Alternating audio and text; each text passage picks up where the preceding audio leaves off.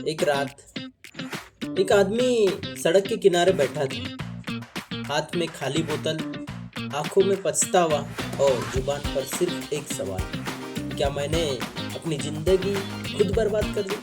वो आदमी कभी खुश मिजाज परिवार वाला और नौकरी करने वाला इंसान था, पर आज शराब ने उसे अकेला, थमा हुआ और खोखला बना दिया। दोस्तों, आज हम समझेंगे शराब के पीछे की मनोविज्ञान, यानी हमारा दिमाग आखिर इस जहर की तरफ क्यों बार बार भागता है। अगर आप भी जानना चाहते हैं कि शराब हमारे दिमाग के साथ क्या क्या खेल खेलती है तो वीडियो को अंत तक जरूर देखिए। मैं हूं अनिल और आप देख रहे हैं साइक टैंक, जहां हम समझते हैं मन की गहराइयों को विज्ञान के रोशनी के साथ। शराब कोई साधारण तरल नहीं है, यह हमारे मस्तिष्क के डोपामिन सिस्टम को हाईजैक कर लेती है। जब कोई व्यक्ति शराब पीता है तो दिमाग में डोपामिन नाम का फील गुड केमिकल बढ़ जाता है। कुछ मिनटों के लिए व्यक्ति को लगता है कि सारी चिंताएं, सारा दर्द, सारा तनाव जो है वो गायब हो गया है। यही वो पल है जब दिमाग गलत सिग्नल सिखाता है कि तनाव से बचना है तो उसका सही रास्ता शराब है। धीरे धीरे यही रास्ता आदत बन जाता है और फिर आवश्यकता बनता है और अंत में एक लत बन जाती है। हर शराबी व्यक्ति की कहानी एक जैसी नहीं होती। किसी के लिए ये तनाव से भागने का रास्ता होता है तो किसी के लिए ये मौज मस्ती का बहाना होता है। पर मनोविज्ञान कहता है हर नशा किसी अधूरेपन को भरने की कोशिश करता है। कभी गौर किया है, जो इंसान सबसे ज्यादा हंसता है वही कभी कभी अंदर से टूट जाता है। शराब एक टूटन पर अस्थायी पट्टी लगा देती है, लेकिन अंदर का जो घाव है वो और बढ़ते जाता है। अगर आप मनोविज्ञान की ऐसी गहराइयों को समझना चाहते हैं तो चैनल को सब्सक्राइब करिए, क्योंकि यहाँ हम सिर्फ बात नहीं करते, मन को समझते हैं। यह है साइक टैंक। अब सुनिए एक कहानी राघव की।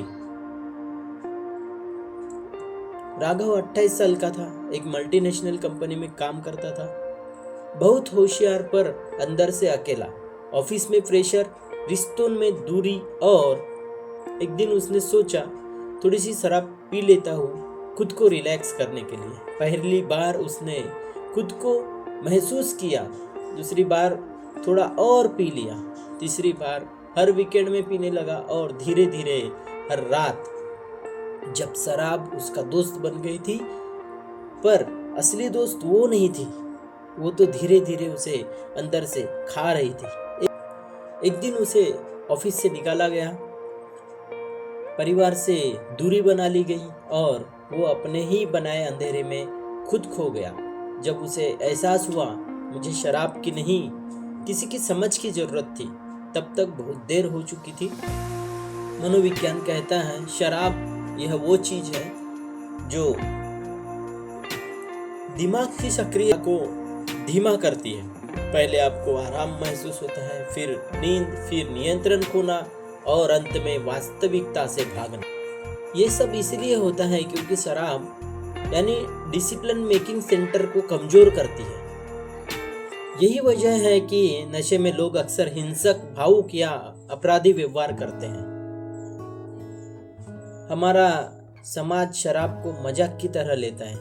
थोड़ी सी तो पी ली यार, मर्द बनो, पीने से टेंशन दूर हो जाती है। लेकिन सच्चाई यह है हर बोतल में एक परिवार का दुख छिपा हुआ होता है, हर गिलास में एक बच्चे का डर छिपा हुआ होता है, किसी माँ के रातों की नींद छुपी होती है। समाज इसे मजा कहता है, पर मनोविज्ञान इसे स्वस्थ कहता है। शराब छोड़ना आसान नहीं, क्योंकि ये सिर्फ शारीरिक नहीं मानसिक लत है। पहले कदम में स्वीकार करना कि हाँ मुझे समस्या है, दूसरा मदद लेना, थेरेपी, काउंसलिंग या किसी ग्रुप का सपोर्ट लेना शामिल हो सकता है। तीसरा, ट्रिगर पहचानना, कौन सी स्थिति आपको पीने पर मजबूर करती है। तनाव, अकेलापन या गुस्सा। और चौथा, नई सकारात्मक आदतें विकसित करना, जैसे एक्सरसाइज, ध्यान, कला या मनोवैज्ञानिक की सहायता। याद रखिए, शराब आपकी समस्या का समाधान नहीं है, वो खुद एक समस्या है। अगर आप या आपका कोई अपना इस जाल में फंसा है तो हार मत मानिए। हर लत से बाहर निकलने का रास्ता होता है, बस एक पहला कदम उठाने की जरूरत होती है।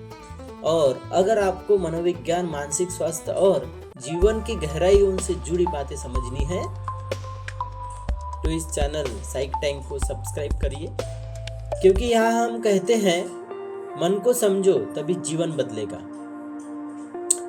हर बोतल एक कहानी कहती है, कुछ अधूरे सपनों की, टूटी हुई आत्माओं की, लेकिन सबसे जरूरी है कि आप अपनी कहानी बदल सकते हैं।